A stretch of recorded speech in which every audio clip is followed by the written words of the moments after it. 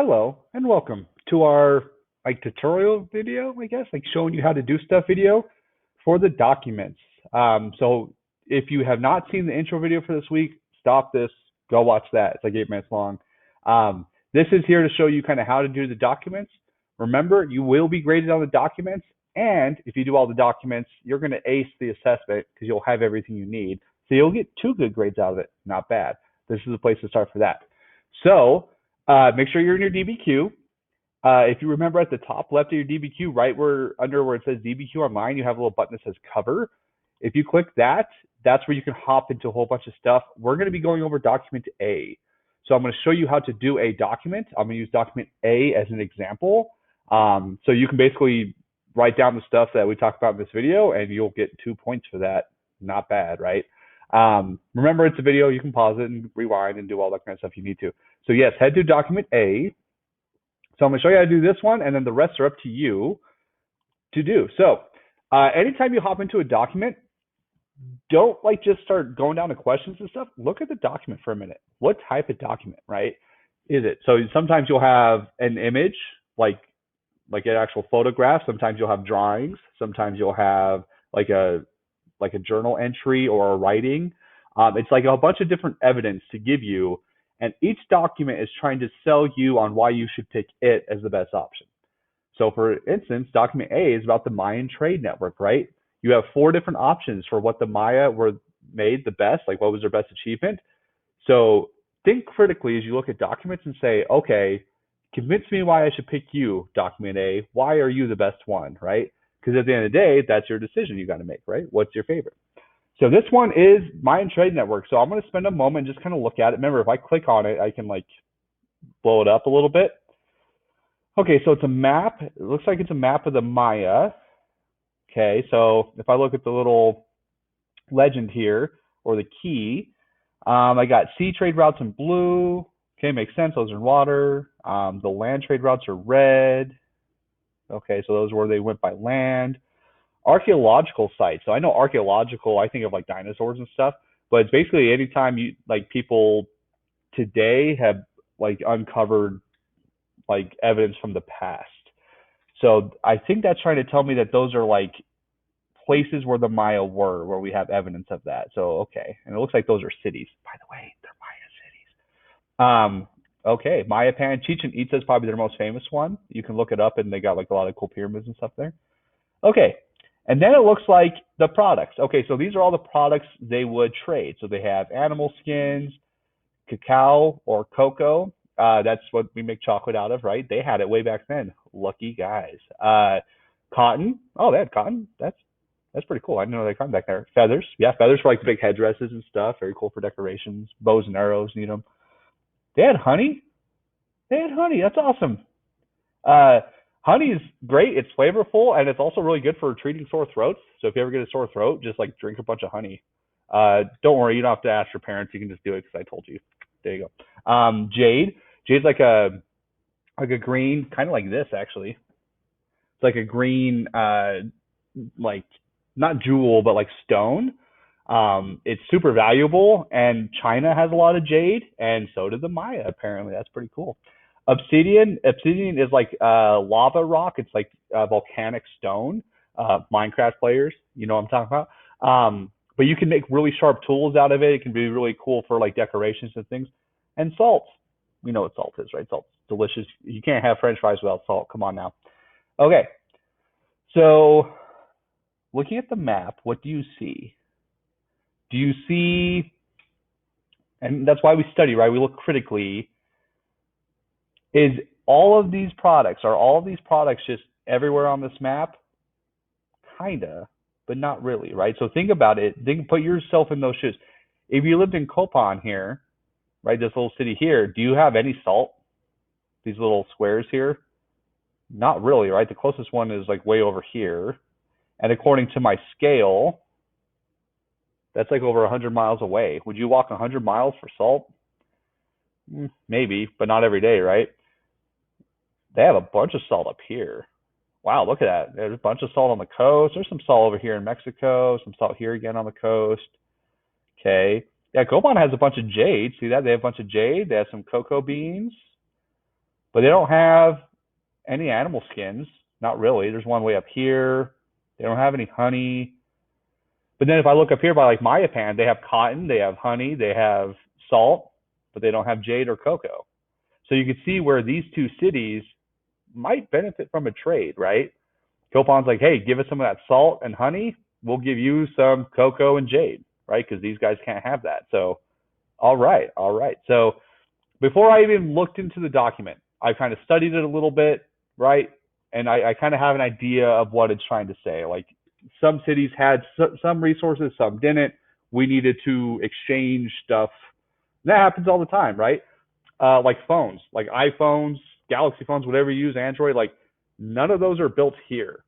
Apple is famous for saying like designed by Apple in California, and it sure is, but it's built in Korea, right? Like it's built in South Korea and in China. Like we have to trade with the Chinese to do that. Apple gives a bunch of money, they ship over iPhones, right? So even today we do things like that. Okay, it's always handy to read the little boxes here. They'll give you some additional information that'll probably help you answer the questions. Everyone, this is the most important thing I need you to hear. I should have said this at the beginning, but I'm going to say it to you now. Good job on catching it. None of the questions to the DBQ, the documents, right? None of the questions will you need to Google. In fact, if you Google, it'll probably take you longer to find the right answer. All of the answers are in the document. The whole idea behind the DBQ is everything you need to make an informed decision, to make an informed opinion, is right here, right? So can you Google? Yeah, but like I said, it's actually, I've had students do it and it takes them like 3 times as long. So like, why work so hard? Everything you have is right here. Okay, so I'm going to read the first box. The Maya had no horses, donkeys, or other beasts of burden. And beasts of burden is a great term. Basically, any animal that can do work for you. Like my cat here, you can probably see the tail, fluffy tail. All he does is burden my keyboard with fur. So thanks, Emmett. Good to know you're sleeping while I'm doing work. So they didn't have any animals that did work for them. Everything was carried by hand or boat. Ouch. So they didn't have like horses, like with like drawn carriages, like bringing all the stuff. They would literally do a backpack and walk it themselves. Okay. So these are some imported goods. Import means we're bringing in. Export means we're sending out, right? So like when a girlfriend dumps Mr. Jones, I'm the X, like she got rid of me, sending me out. When a girl imports Mr. Jones for a date, that's a terrible analogy. Like my fiance imported me to be her boyfriend or whatever. Wrong. Okay. Anyway, so some imported goods. So these are things that the Maya were able to trade from other peoples. So they traded with themselves, yes, right? Because like certain cities had certain things, but they also got stuff from other cultures, which is really quite impressive for way back then. Not a lot of cultures did that. They tried to keep everything to themselves. But I think the Maya realized we can't get everything we want just with us here, right? Makes sense. Just like I said with China. Are we the friendliest with China right now? Not really, but we still buy a bunch of stuff from them to build iPhones and things like that we want. And then China gets a benefit from money and everything, right? So they got gold from Costa Rica and Colombia. Yeah, it's true. I don't see any gold on here, so they would have to trade for that. Huh, okay. Turquoise, which is like another stone. It's like a blue stone. It's like very pretty. You should look it up. Southwestern U.S. Okay, wow. They went all the way up to the United States for that. Huh. Shells, so like really cool like shells and stuff for like decorations and clothing and stuff from Ecuador. Okay, nice. Pearls from Costa Rica. Ooh, fancy. Right, but that's a long ways away. They were able to do all that. Wow. And again, they did it all without like horses or griffins or dragons or any other kind of animal to do stuff for them. Okay, porters. So that's people like transporting. Get it? Porter, transporting. Yeah. They carried goods for 10 hours per day. Ouch. At a speed of 1 to 3 miles per hour. So that's not very fast. And that's a long day to work, right? Like you guys go to school for not that much like now, but we used to go to school for like 9 hours and that was a long day. You're walking for 10 hours a day at 1 to 3 miles per hour. Loads varied between 80 and 150 pounds. Wow, that's a lot. Porters carrying heavy loads worked in rotating relay teams. Okay, so what this means is if you were a porter, we would load you up with 80 to 150 pounds. That is an incredible amount of weight, right? For a lot of people, that's like more than they weigh. They would load you up with that. They would send you off, and you would go for 10 hours. And the relay means eventually you would like stop, hand it to another team, and then they would take it from there, and you would be done. So you wouldn't walk that entire distance, but you'd walk most of it. I am it. Okay, I've studied the document. I think I have a pretty good grip on it. Document analysis. So here's where it's going to have me kind of dive deeper into the document, right? Remember, everyone, don't just read a document and say, that's neat, that's the one I'm picking, done. Like, dig deeper, right? Start looking at it closer. Do you remember when we looked at all the different man accomplishments of man and women that like, and then we compared and we had a little debate about it, like which one was the most important? Like, you didn't just look at it and say, that's it. It had you like analyze them, right? And say like scale, genius, all that kind of stuff. So where did most of the salt come from? What reason explains that? So salt's a little square. I'd say most of the square is like kind of at the top. And that's, if I use my compass here, remember back to geography, I'd say that's the north coast. So I'm going to say it came from the north coast. What explains that? Why would there be a lot of salt up there? Anyone got a guess? Why would there be a lot of salt on a beach? If I had to guess, and that's what it is, educated guess. It's on a beach, and that's water. What kind of water do you think that is? Pepper water? No, salt water, right? And I'm going to say because it's on a beach.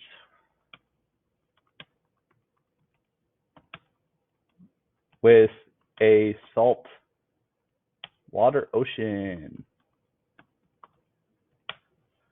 Yeah, that makes sense, right? So cities that were on that coast or near saltwater oceans, even over here, they had access to salt, whereas people inland who weren't near there don't really have salt, right? Bummer. All right, question number 2.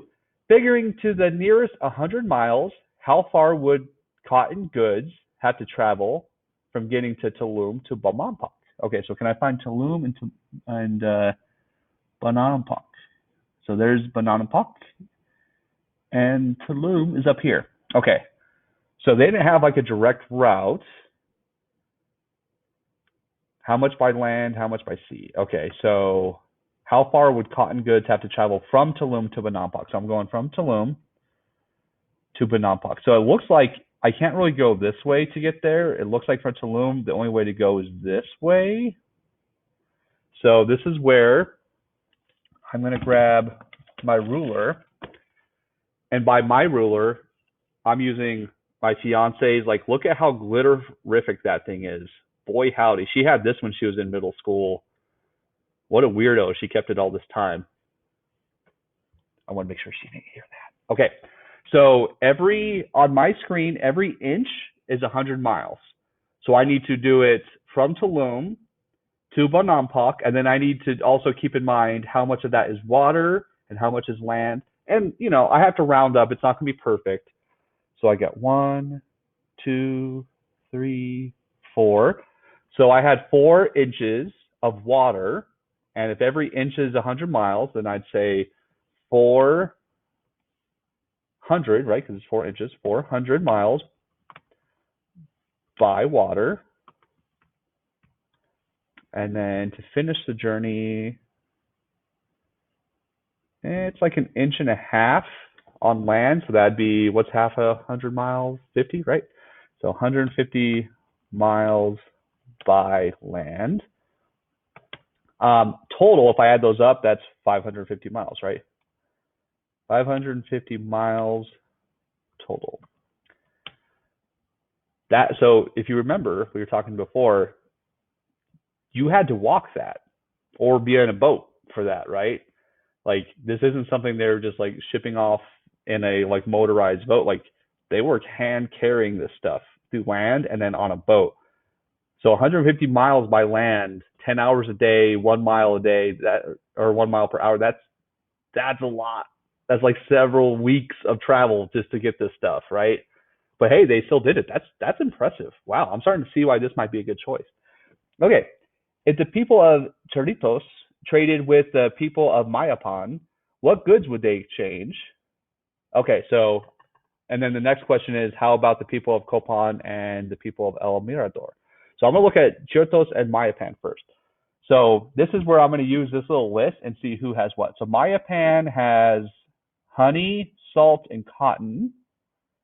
And like they have cocoa, but I think that's a little too far away.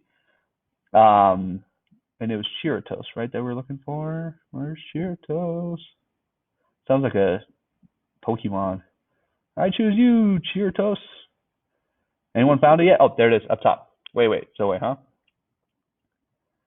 So if the people traded with Cerritos with Mayapan, what goods might they exchange? So Cerritos is not that far, right?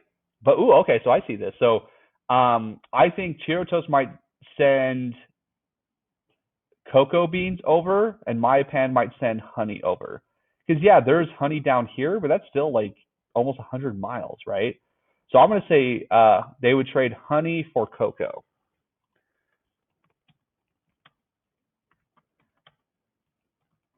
Honey for cocoa. Did I spell that right? I did not spell that right. How do they spell it? See, I got to check stuff too, right? Cacao.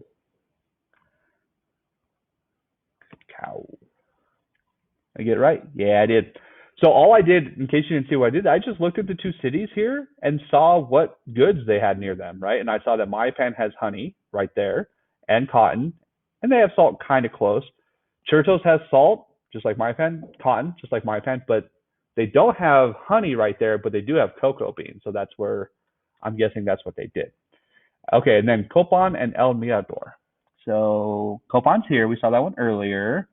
El Mirador up here.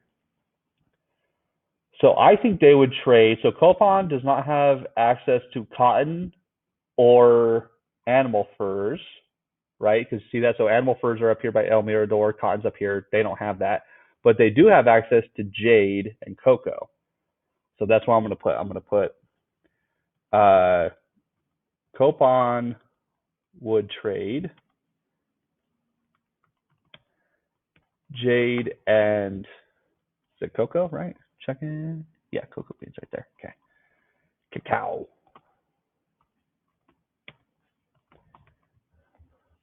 Would trade jade and cocoa beans for what did El Mirador have? El Mirador had furs, so animal skins. We'll put animal skins and cotton for animal skins, which were like jaguar skins and stuff. They had like really cool ones. Animal skins and cotton, right? Cotton, double checking. Cotton. The fabric of our lives. All right, number 4. And most are like 5 questions long. Like they're not bad. How would the trade shown on this map improve life for people across the Mayapan region? Well, think about it. How does trade like help you out, right? Like one thing I always have my students do, check the tags on your shirt, right? Most likely, none of the stuff you're wearing was made here in the United States. We trade to other countries for that stuff because other people can make it for less money.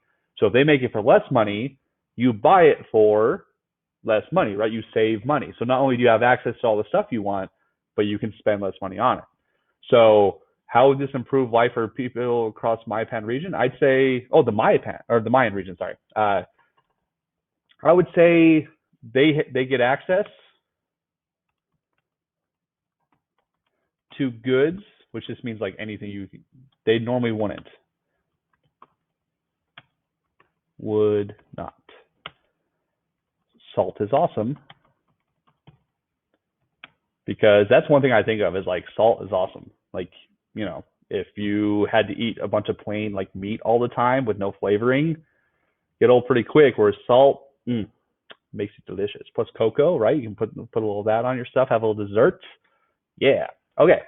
So I think that feels pretty good, right? Like getting access to goods you normally wouldn't have would be good. And they can profit, right? Because if you have a city that really wants the stuff you want, and you're willing to trade with them, like you can probably make a decent amount off of that, right? Okay. Every DBQ at the end will have this question. And this question, right, I'm going to read it out loud, but now I'll kind of explain what it's asking. Using at least two measuring sticks, not this type, thanks, Sarah, but like the ones we talked about before last week, like scale, which means the size of the thing, genius, physical effort, and significance, like did it change the world? Describe what is remarkable about the Mayan trade network. So if you had to pick two, right, what makes this remarkable?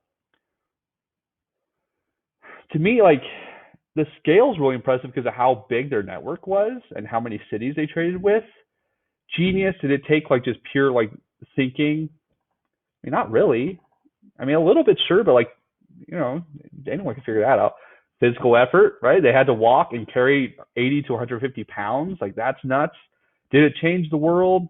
Not really. So I'm going to say scale because of how big the network was and how far they had to travel. Had to travel. And effort. Because 80 to 100 pounds, 150 pounds on foot is a lot to carry, right? So like the last question, this is the one that's going to frame it, and this is on all the documents here of like, why should you pick this as the most remarkable? So we've only looked at document A so far, but like if you had to, if I just randomly in class said, all right, argue why document A is the best, could you? I feel like I could, right? I feel like, looking at all the stuff they traded, all the different goods they had, the fact that they went even out of their own like nation to trade with other people, right? They traded with people from Costa Rica, things like that. And then like the amount of just miles they had to cover with no like horses to help them or anything, just to get the food they want. Like that's incredibly impressive, right? That's what this question is asking you on each one, right? Is like, why would you pick this document, this option as being the most remarkable? Could I make a case for this one? Yeah, I think I could. And that's the goal, right? So everyone, that's it. Dunzo, right? So this is document A. We did it together. So as long as you have the stuff down that I have, and you can change your answers too if you found better answers than me. I love it. So I'm going to check your DBQ right on Wednesday night. Make sure everyone has them all done. But once you do, you're good to go. So do this for every one of them. I spent a little more time than I probably did because I was explaining things as we went, but it takes about 10, 15 minutes. Nothing bad. So if you have anything, need any questions answered, anything like that, obviously let me know. I'm here to help you out. Sorry, I got the herpes because I drank too much coffee. So I hear Emmett getting in some trash over there and bothering his brother, so I'm going to go break that up. I will see you all in class.